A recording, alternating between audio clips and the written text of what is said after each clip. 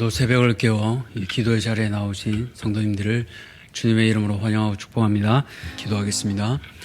살아계신 하나님 감사합니다. 오늘 하루도 우리에게 새 생명을 허락하여 주셔서 이 자리에 나오게 하시니 참 감사합니다.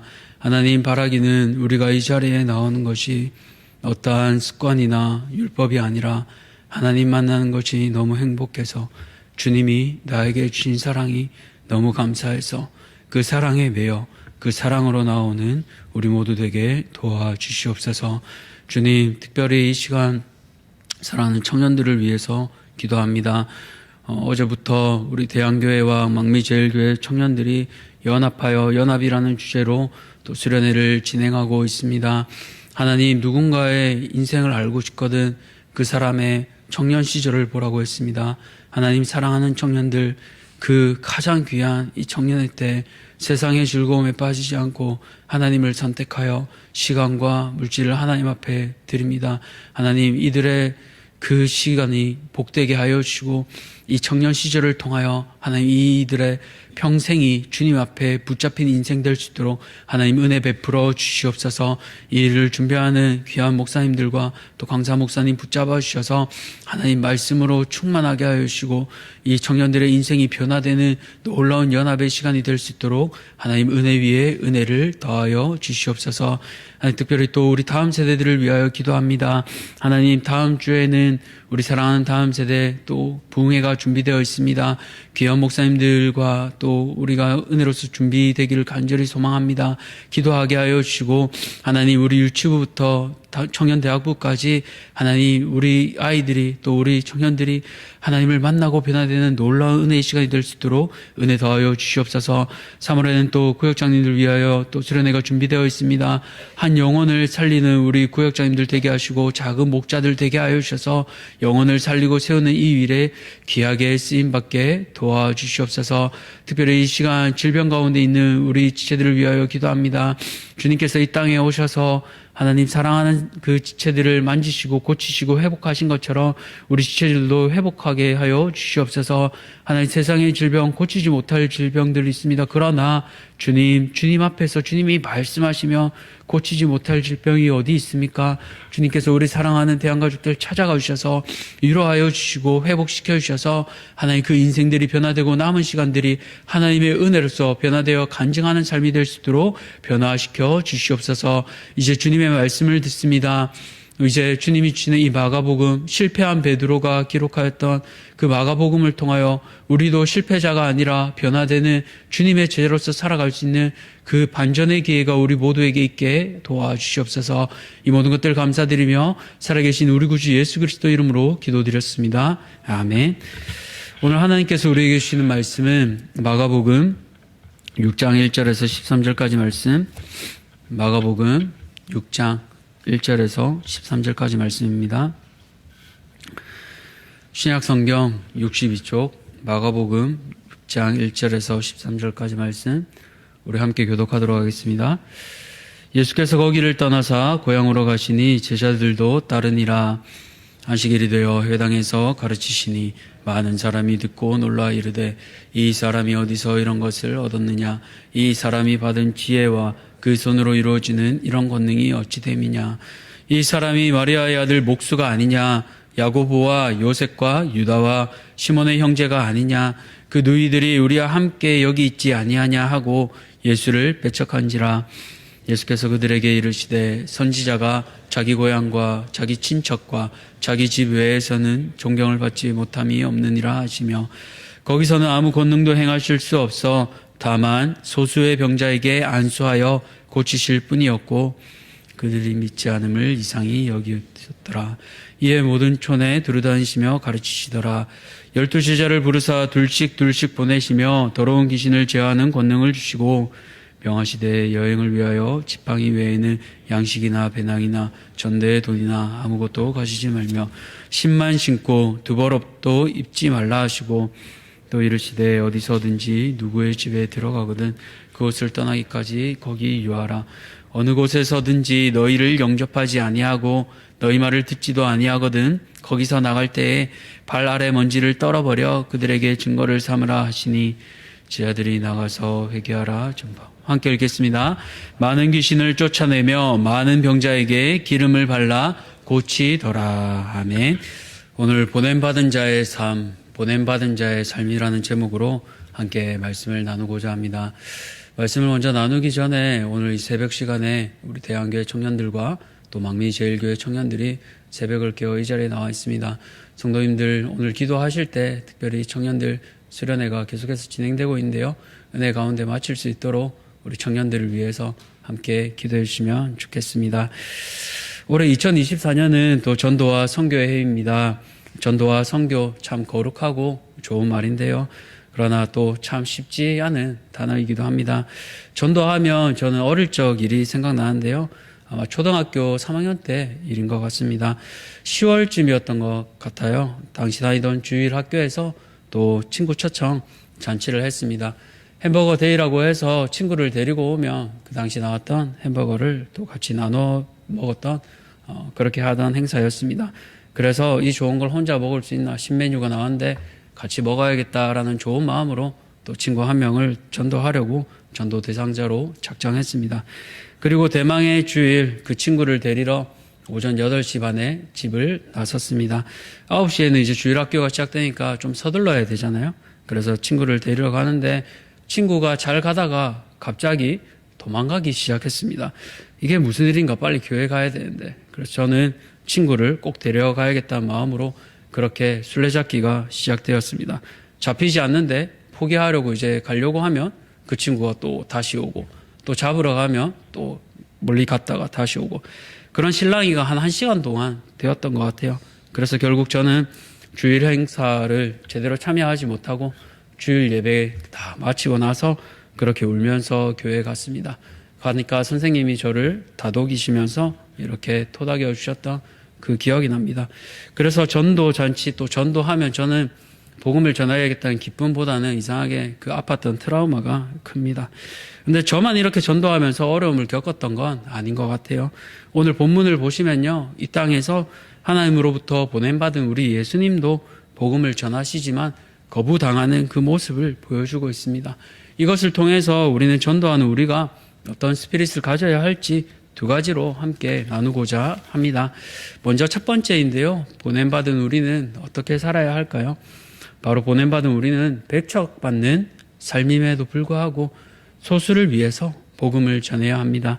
오늘 1절에서 6절까지는요. 복음을 전해도 모든 사람에게 환대받지 않음을 잘 보여주고 있습니다. 본문 1절을 보시면 예수께서 거기를 떠나사 고향으로 가시니라고 하는데요. 거기 즉 앞서 가버나움에서 이제 고향인 나사렛으로 옮겨가십니다. 장소가 이동되었다는 것은 새로운 일이 일어난다는 것을 암시하고 있습니다. 이 거리가 60km, 그러니까 당시에 걸어서 이동했다고 생각하면 꼬박 이틀을 걸어가야 하는 거예요. 근데 고향하면 어떻습니까? 좀 푸근하고 언제든지 나를 안아줄 것 같고 환대받을 수 있는 그런 이미지 있지 않습니까? 그런데 예수님께서는 고향인 나사렛에서 겪으신 일이 전혀 그렇지 않아 보입니다. 어떤 일이 일어났습니까? 2절을 보시니까요. 안식일이 되어 예수님께서 회당에서 말씀을 가르치십니다.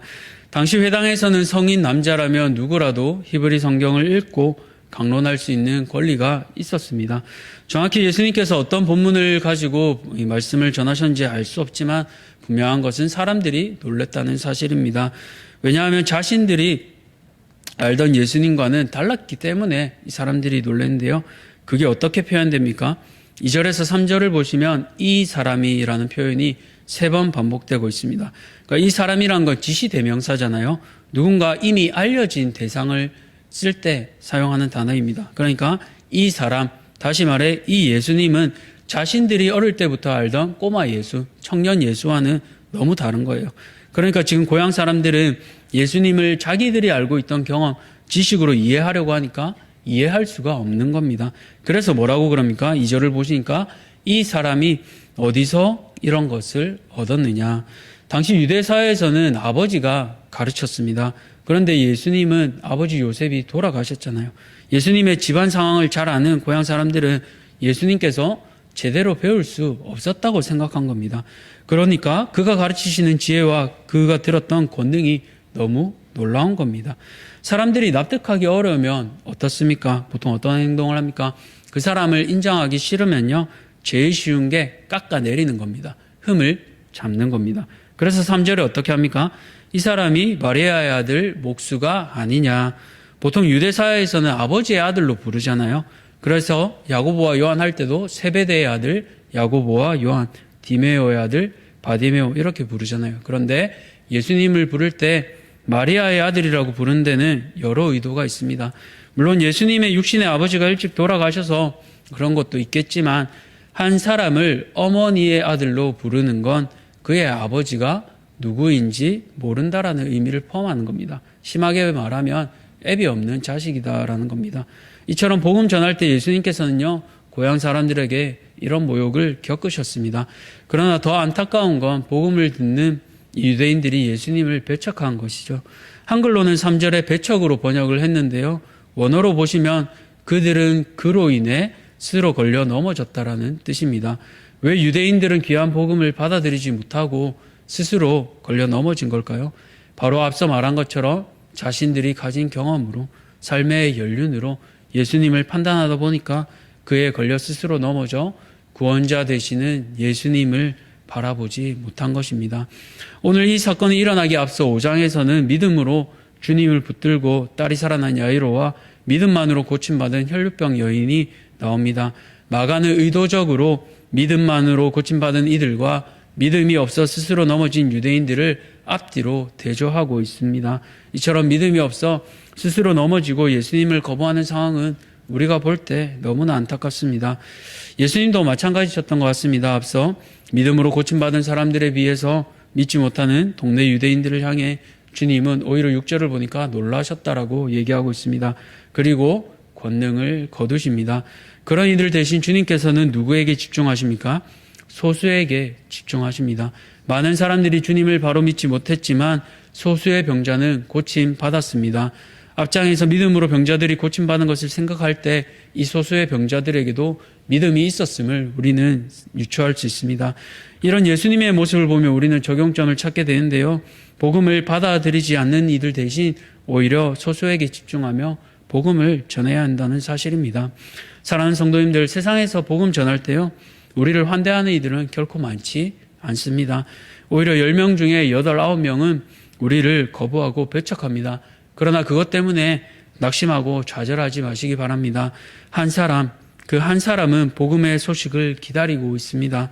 전하는 자는 전할 뿐입니다. 주님도 고향에서 배척받으셨습니다. 그런데 우리라고 배척받지 않겠습니까? 우리 보냄받은 자들은요, 배척받는 인생입니다.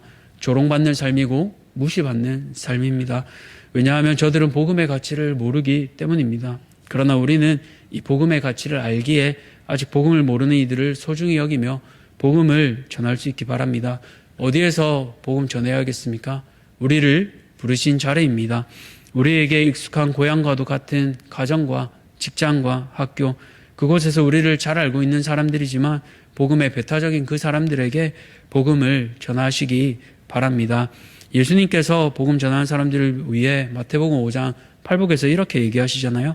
나로 말미암아 너희를 욕하고 박해하고 거짓으로 너희를 거슬러 모든 악한 말을 할 때에는 너희에게 복이 있나니 기뻐하고 즐거워하라. 하늘에서 너희의 상이 큼이라. 너희 전에 있던 선지자들도 이같이 박해하였느니라. 아멘.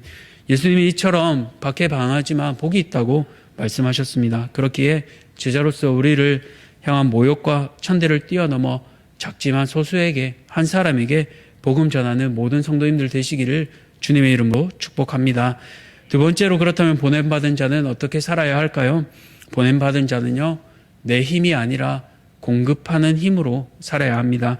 앞서 1장 1절에서 6절까지는 예수님께서 복음을 전하시는 그 모범된 내용을 보았습니다. 이제 7절에서 13절까지는 제자들을 파송하는 장면인데요, 지금까지 훈련받았고 이제는 실습이라고 볼 수 있습니다. 예수님께서는 12제자를 부르시고 둘씩 짝지어 보내십니다. 혼자 보내도 되는데 왜 둘씩 짝지어 보내셨을까요? 먼저는 제자들을 위해서입니다. 둘이면 어때요? 지칠 때 위로할 수 있잖아요. 또 거절되면 혼자면 낙심되지만 슬픔은 나누면 반이 됩니다. 서로 격려하고 또 일어설 수 있습니다. 또 반대로 불신자들을 향한 지혜이기도 한데요. 제자들이 복음을 전하는 전도 대상자들은 유대인이었습니다. 유대법을 보시면 어떤 증언이 신빙성을 얻으려면 한 사람 이상의 지시자가 있어야 된다고 신명기 17장 6절에서 말씀하고 있습니다. 그렇게 예수님께서는 효과적인 복음 전도법으로 이 제자들을 둘씩 짝지어 보내신 겁니다. 이처럼 우리에게도 전도 대상자를 향한 이 지혜가 필요한데요. 예수님께서는 또 예수님 제자들을 보내실 때 그냥 보내신 게 아니라 주님의 능력도 더해주십니다. 어떤 능력입니까? 7절 하반절을 보시면 더러운 귀신을 제어할 권능을 주십니다. 앞서 거라서 귀신도 쫓아내신 주님께서 이제 그분의 능력을 복음 전하는 제자들에게 주십니다. 이처럼 보냄받은 자는요, 내 힘이 아니라 예수님이 주신 권세로 그 힘으로 행할 수 있습니다. 그리고 더 살펴볼 것, 삶의 자세에서 우리는 어떻게 해야 할까요? 8절부터 보시면 신발 한 켤레, 옷 한 벌, 지팡이 하나 이렇게 단촐하게 보내십니다. 이 모습 구약 출애굽할 때 유월절을 맞이하던 그 모습입니다. 예수님께서는 애굽에서 나와 약속의 땅으로 나아가는 그 장면을 의도적으로 생각나게 하시는 겁니다. 그 약속으로 땅으로 갈 때까지 만나와 메추라기로 하나님께서 공급하신 것처럼 제자들의 삶도 하나님께서 공급하시겠다라는 겁니다. 하나님의 공급을 받는 사람은 결코 많은 것이 필요하지 않습니다. 하나님께서 채우시기 때문입니다. 그렇게 오히려 가볍게 움직여야 합니다. 그래서 10절부터 보시면 누구의 집에 들어가든지 떠나기까지 거기 유하라고 말씀하시잖아요. 돈이 있는 것도 아니기에 당시에 환영받으면 그 집에서 제자들을 섬겼습니다. 사도들도 선교하다 보면 어느 집에 유하잖아요. 제자들 스스로 벌지 않고 환대하는 집에서 섬길 수 있도록 하신 겁니다. 그러나 영접하지 않으면 떠나라고 하십니다. 예수님 역시 고향 사람들이 거부할 때 그 장소를 떠나셨습니다. 마찬가지로 제자들도 하나님 나라를 선포하는 자들이지 강요하는 자들은 결코 아닙니다. 그렇게 발 아래 먼지를 떨어버리고 그들에게 복음을 거부한 자들이 마지막 날에 받아야 할 하나님의 심판을 스스로 증거 삼아야 합니다. 이런 거절과 머무는 법 등 사역을 배운 제자들이 뭐라고 불립니까? 30절을 보시면요. 사도들이 예수께 모여 자기들이 행한 것과 가르친 것을 낱낱이 고하니라고 기록되어 있습니다. 예수님께 제자들이 배우고 나가서 실전을 행하고 날 때 아포스톨로이 유일하게 사도 즉 보냄받은 자들이 됩니다. 이 마가는 마가복음에서 처음이자 마지막으로 오늘 6장 30절에만 유일하게 사도라고 기록하고 있습니다. 무슨 뜻입니까? 제자들이 모든 테스트를 거치고 실제적으로 전도를 해본 후에 제자들이 아니라 예수의 곁에 머무는 자가 아니라 부름받은 자들로 변화된 것을 마가는 이 사도라는 단어를 통해서 알려주고 싶은 겁니다. 사랑하는 성도님들, 복음의 능력은요, 하나님께 있습니다. 우리의 말과 능력에 결코 있지 않습니다. 또한 복음을 전하는 우리 보냄받은 자의 삶도 하나님께서 채우십니다. 우리가 전도 대상자들을 향해 뭔가 선물하고 싶고 나누고 싶은데 없으면 기도하시기 바랍니다. 하나님께서 먼저 그 나라와 의를 구하라고 하셨잖아요. 이 주님의 약속을 붙잡고 기도하는 겁니다. 어떻게 기도해야겠습니까? 하나님, 내 입으로 들어가는 게 아니라 전도 대상자 위해서 밥 한 끼 사주고 싶은데 돈이 없습니다. 채워주세요. 커피 사주고 싶은데 없습니다. 채워주세요. 그렇게 하면 스스로 볼 수 있는 여건을 만들어 주시든지 아니면 다른 사람을 통해서 채워주시든지 역사하실 것입니다. 그렇기에 복음의 문을 열어주시는 하나님을 의지하며 사도, 보냄 받은 자들로 변화되는 모든 성도님들 되시기를 주님의 이름으로 축복합니다. 말씀을 맺겠습니다. 복음을 전하다 보면요, 때로 저처럼 골탕을 먹고 눈물 날 때도 있습니다. 그러나 기억하시기 바랍니다. 우리 주님도 고향에서 배척받으셨습니다. 그러나 눈을 돌려 소수의 한 사람에게, 소수의 사람에게 집중하셨습니다. 우리가 오늘 복음 전할 한 사람은 누구입니까? 그 한 사람을 위해 기도하고 복음 전하시는 성도님들 되시기 바랍니다. 또 그 복음을 전하기 위해 필요한 것이 있다면 하나님께 정직하게 구하시기 바랍니다. 세상 무엇보다 귀한 아들 예수님을 주신 그 아버지께서 무엇을 아끼지 않으시겠습니까? 하나님을 이 일을 위해 구해야 할 때 모든 것을 채워 주실 것입니다. 그 하나님을 의지하며 오늘도 보냄받은 자들로서 살아가는 모든 성도님들 되시기를 주님의 이름으로 축복합니다. 기도하겠습니다. 살아계신 하나님 감사합니다. 사도 보냄받은 자들로 예수님의 제자들이 변화된 것을 오늘 말씀을 통해 기억합니다. 그 보냄받은 자들은 먼저 듣지 않는 자들에 집중하지 않고 여전히 복음이 필요한 소수 한 사람에게 집중하는 것을 예수님의 사역 원리를 통해 보게 됩니다.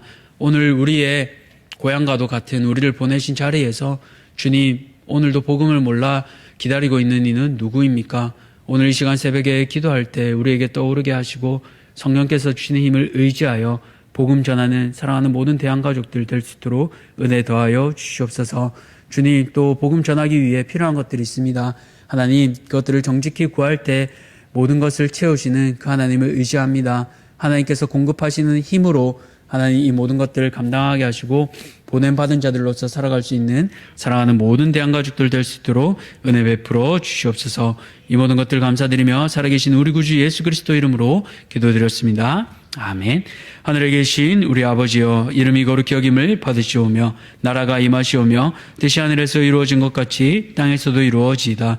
오늘 우리에게 일용할 양식을 주셨고 우리가 우리에게 죄 지은 자를 사하여 준 것 같이 우리 죄를 사하여 주셨고 우리를 시험에 들게 하지 마시옵고 다만 악에서 구하시옵소서. 나라와 권세와 영광이 아버지께 영원히 있사옵나이다. 아멘. 오늘은 인도에 계신 박정섭 선교사님을 위해 기도하겠습니다.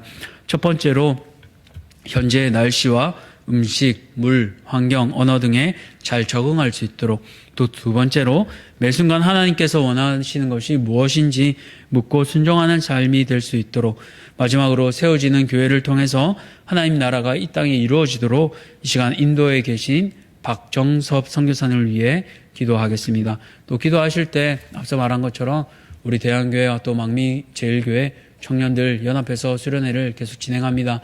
오늘 특별히 귀한 강사 목사님 모시고 귀한 수련회 준비하고 있는데 하나님 이 청년들 연합을 통해 배워갈 수 있도록 청년회 때 주님을 깊이 만날 수 있도록 사랑하는 청년들을 위해서 함께 기도해 주시고 개인의 기도 제목을 가지고 기도의 자리로 나아가겠습니다. 함께 기도하겠습니다.